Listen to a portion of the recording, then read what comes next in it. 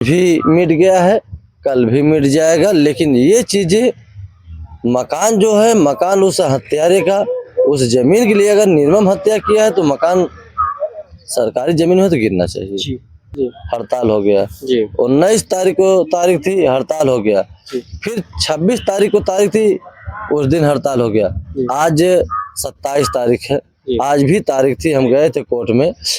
समझ लीजिए कि मामला हमारे एकदम 100 नहीं 1000% मैं वादा कर रहा हूँ कि वो मकान भी गिरेगा और वहाँ पे एक गार्डन भी बनेगा जी। और एक प्रतिमा भी बनवाएंगे। क्योंकि मैं ये मेरी पूरे देश प्रदेश का ये इंतजार है कि जिस दिन वो मकान गिर जाएगा उसी दिन से उसके कल भर काम लगवा देंगे, बाउंड्री करा के एक गार्डन अनुराग के नाम से बनेगा। मैं हूं विशाल, आप देख रहे हैं तहलका न्यूज़ यूपी 24। मौजूदगी हमारी जनपद जौनपुर थाना गौरा बादशाहपुर ग्राम सभा कबरूदुरपुर में है। आप लोग जानते हैं कि अनुराग यादव का और दीपावली के एक दिन पहले, यानी कि करीबन 1 साल हो गया, आज मेरा पहला खबर है, दीपावली से एक दिन पहले सर से धड़ को अलग कर दिया गया था। और जो कि मतलब 5 बहन में एक ही भाई थे, वो टांडो खिलाड़ी भी थे, जौनपुर में बहुत मशहूर थे, काफ़ी मेडल भी जीत के लेके आए थे। और यहाँ पे ग्राम प्रधान जी हैं, काफ़ी तारीख पे तारीख चलती आ रही है। कल 26 नवंबर था, प्रधान जी को मतलब कचहरी में गए थे, क्या कुछ हुआ, आइए पूरी कहानी प्रधान जी। दोस्तों आप लोग देख सकते हैं, यहाँ के प्रधान जी हैं वीरेंद्र प्रधान जी, इनका भी काफ़ी मतलब वीडियो हाईलाइट हुआ था। कहीं न कहीं जो प्रधान जी हैं, इनको भी कहीं कहीं उसी मामले को लेकर काफ़ी पीड़ित थे। यानी कि जो दबंग लोग हैं, जो लालता के परिवार के लोग हैं, और प्रधान जी के ऊपर दबाव बनाते हैं। प्रशासन आती है, कितनी बार आपको उठा के ले गई प्रधान जी? अब पूछिए मत काफ़ी भैया। पीड़ित थे आप उस टाइम, मैंने आपको वीडियो देखा। देखिए भैया, नाजायज तरीके से अगर जी किसी को नाजायज तरीके से अगर कष्ट मिलेगा, तकलीफ दिल पर होती है, दिमाग पर होती है। तो यह चीज मेरा कोई कुछ था भी नहीं। लेकिन अब देखिए, प्रशासन को हम कुछ कहेंगे नहीं,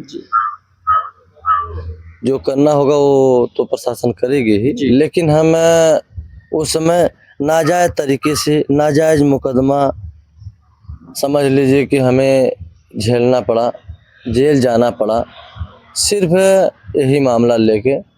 लेकिन हम यही सोच रहे हैं कि हमारे ऊपर कुछ भी हो जाए जी लेकिन न्याय मिल जाए उस परिवार को, ताकि एक बच्चे का जो गला काटा गया है, जी अगर उसको न्याय मिल जाएगा तो समझ लीजिए कि हमारे ऊपर जो भी कष्ट पड़ा है, हर कष्ट आज भी मिट गया है, कल भी मिट जाएगा। लेकिन ये चीजें, मकान जो है, मकान उस हत्यारे का, उस जमीन के लिए अगर निर्मम हत्या किया है तो मकान सरकारी जमीन में तो गिरना चाहिए। जी आदेश भी हो गया है, सब कुछ हो गया है।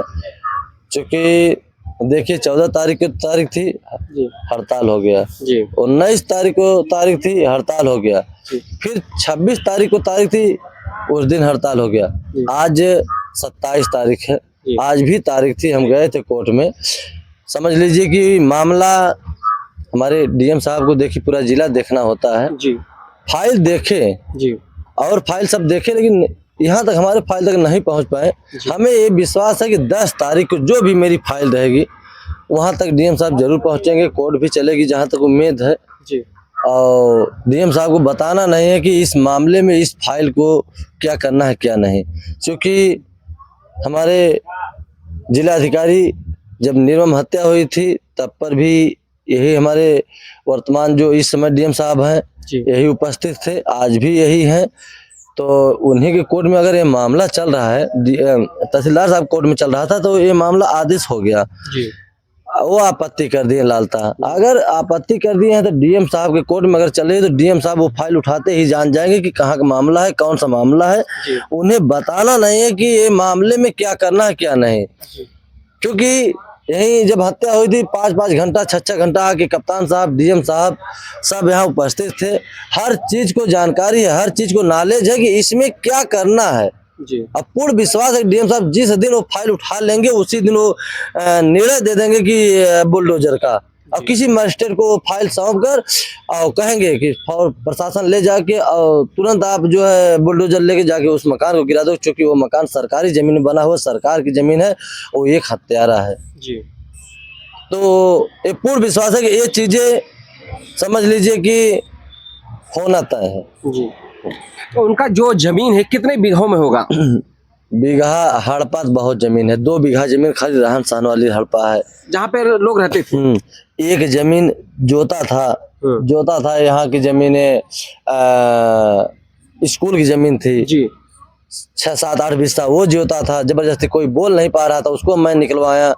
रोड नहीं निकलने दे रहा था अपने खेत में से, उसको हम जो है रोड नपवा के निकलवाए।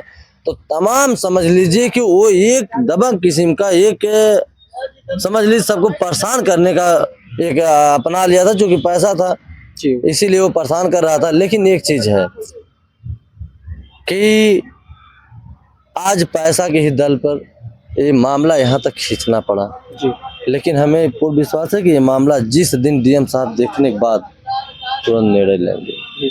क्या लग रहा है कि पीड़ित परिवार को न्याय मिल पाएगा? एकदम, काफी दिन हो गए, 1 साल से ऊपर हो गया। एकदम 100 नहीं 1000% मैं वादा कर रहा हूँ कि वो मकान भी गिरेगा और वहाँ पे एक गार्डन भी बनेगा जी। और एक प्रतिमा भी बनवाएंगे। क्योंकि मैं ये मेरी पूरे देश प्रदेश का ये इंतजार है कि जिस दिन वो मकान गिर जाएगा उसी दिन से उसके कल भर काम लगवा देंगे। बाउंड्री करा के एक गार्डन अनुराग के नाम से बनेगा, एक अनुराग की प्रतिमा लगेगी, ताकि वो माता पिता वो शाम को बत्ती वहां जलाएं, ये जाने कि देखिए बेटा को निर्मम हत्या हुई, कोई वापस नहीं कर पाएगा। लेकिन एक चीजें हैं कि वो माता पिता बत्ती जलाने पे कहेंगे कि मेरा बेटा भी जिंदा है, यही सोचकर अपना जीवन बिता लेंगे। क्योंकि सब ये जान रहे कि अनुराग को कोई वापस नहीं कर पाएगा। जी। अगर इतना हो जाएगा तो संतुष्टि थोड़ा बहुत तो जरूर मिल जाएगी उस माता पिता को। दोस्तों ये जो प्रधान जी हैं, मैं ऐसा प्रधान साथ मैं अपनी जिंदगी में जौनपुर से लेके आजकल पूरे उत्तर प्रदेश में बात बता रहा हूँ, पीड़ित परिवार का कोई प्रधान खड़ा नहीं होता है। आज 1 साल हो गए, प्रधान जी आज शुरू से लेके लास्ट तक 1 साल से ऊपर हो गया, कोर्ट कचहरी चक्कर जेल जुर्माना करते करते मतलब कि पीड़ित परिवार के साथ में है, कई पूरी लड़ाई लड़ रहे हैं उनकी। प्रधान जी को मैं बहुत बहुत धन्यवाद देता हूँ जो पीड़ित परिवार के साथ आज 1 साल से खड़ा है। प्रधान जी आप ये बताइए, जो आपको मतलब बीच में आपको अभी कुछ दिन पहले आप जेल गए थे, कितना दिन जेल में आप थे? भैया काफी सताया गया, उसके पहले भी आप जेल में गए? भैया कई बार गए, एक बार 23 दिन थे, एक दिन 4 दिन थे, फिर एक दिन 4 दिन थे, ऐसे ऐसे कई बार हम जेल गए। दिमाग भी नहीं आ रहा कई दिन थे, क्योंकि इतना काम आ जाता है भैया, न दिन होता है काम इतना आ जाता है गांव सभा का, उसी में हर काम को मैनेज करना पड़ता है। जान लीजिए कि और सब बच्चे हैं दौड़ते रहते हैं काम को लेके मेरे, और जिस दिन तारीख रहती है हमारे सब जो बच्चे हैं वो लोग काम देखते हैं, हम सिर्फ मेरा कचहरी का ही काम होता रहता है। तो हम ये चाहते हैं कि जिस दिन वो मकान गिर जाएगा, आप लोग चैनल पर जो हमारे दर्शक नहीं है, मेरे भगवान है समझ लीजिए जी। जो चैनल को देखते हैं, जो कमेंट करते हैं, या आप लोग के विषम कमेंट करते हैं या हमारे विषम करते हैं, तो हम पढ़ते हैं तो हमारा समझिए हमें दुगना जोर होता है कि नहीं, इस मामले को हमें अंत कर देना है कानूनी प्रक्रिया से। तो उन समझ दर्शकों को हम पूरे दिल से धन्यवाद देंगे। अनुराग के मम्मी पापा का क्या स्थिति? सुनने में आ रहा है कि अनुराग जो पिताजी हैं उनका ज्यादा तबीयत खराब था। अनुराग के पिताजी तबीयत खराब थी, बनारस भर्ती थे, हम गए थे देखने भी भैया। अच्छा। अब घर पे आ गए हैं, आराम है, ठीक ठाक है। थोड़ा सा पीलिया टाइप कुछ ऐसा हो गया था, काफी आंखें समझ बहुत 15,000 20,000 15,000 20,000 की रोज दवा चल रही थी जी। और समझ BHU में, समझ लीजिए कि BHU में तो फ्री में दवा करना चाहिए, लेकिन हर दवाएं समझ लीजिए कि बाहर से आ रही थी, काफ़ी महंगी। हम तो देखे वहाँ पर्चा भी देखे भैया कि हम सोचे कि एक गरीब एक पिताजी हैं, इतना पैसा कहाँ से आएगा। लेकिन यही भगवान से मन्नत था कि जल्द से जल्द स्वस्थ हो जाए, ठीक हो जाए। दोस्त एक चीज अभी पहले हम आपको कुछ टाइम पहले बोला कि जो ऐसे प्रधान जी हैं पूरे उत्तर प्रदेश में आपको नहीं मिलेंगे देखने के लिए, लेकिन ये जो प्रधान जी करीबन 1 साल से पीड़ित परिवार के साथ में लगे हैं पूरा न्याय दिलाने के लिए। इनके भी बेचारे के ऊपर कहीं कितने भी FIR कितने धारे उल्टे सीधे सब मतलब फंसाए गए, लेकिन आपके सामने खड़े हैं, बहुत जल्द ही न्याय मिलने वाला। 10 तारीख को क्या कुछ लगता है? 10 तारीख को अगर डीएम साहब बैठेंगे तो जरूर कुछ न कुछ बड़ा निर्णय होगा। दोस्त बस आज के लिए इतना ही, और जो भी अपडेट रहेगा मैं आपको बताते रहूंगा। मिलते नेक्स्ट वीडियो में। जय हिंद, जय भारत।